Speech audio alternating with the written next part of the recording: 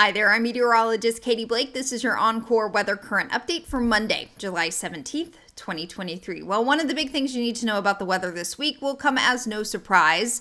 It's the heat. It is going to be another very hot week across the state of Texas. Afternoon highs above 100 degrees. Heat index readings or feels like temperatures 105 to 113 each day. So it is going to be very important to keep those heat safety tips in mind in the coming days. Your silver lining is that it will be breezy with lower humidity, even though it will be very hot. So a breeze to keep things moving and more of a dry heat, if that helps at all. I think it may help just a little bit.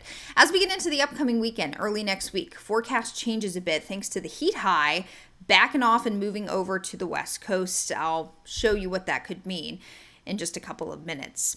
Until we get there, though, heat alerts will be all over the place this week. They're issued through Tuesday right now. So Monday through Tuesday, we've got heat advisories in orange, excessive heat warnings in pink, but expect these to continue to be issued probably all the way through the end of the upcoming work week. And what's interesting is that these heat alerts aren't just across Texas. They extend all the way into the desert Southwest and all the way over to the West Coast, southern half of California, also dealing with heat advisories and excessive heat warnings. Why?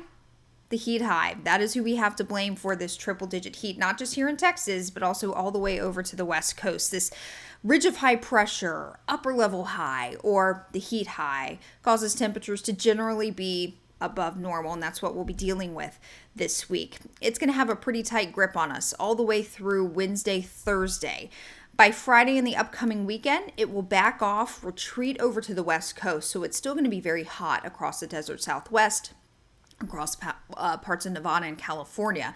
But here in Texas, as that moves to the west, we'll see our highs come down just a bit, and we'll also reintroduce some chances of rain by the upcoming weekend. So that's the change you'll notice as we get into the upcoming weekend, and it looks like we'll stick with some lower end rain chances and also highs below 100 into next week. But until we get there, we do have several very hot days ahead of us. Keep in mind the air temperatures will be reading anywhere between 100 and 105, but it will feel like 105 to 113 across Texas over the next several afternoons. So continue to practice those heat safety tips if you're outside frequently. Take breaks. Make sure you are staying hydrated.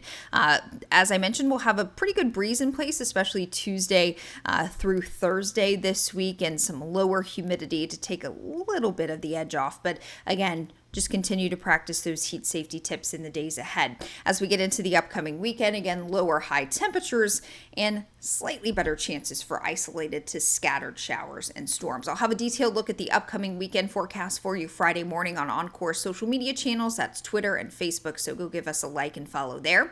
In the meantime, on behalf of everyone at Oncor, have a wonderful week. Stay cool and please stay safe.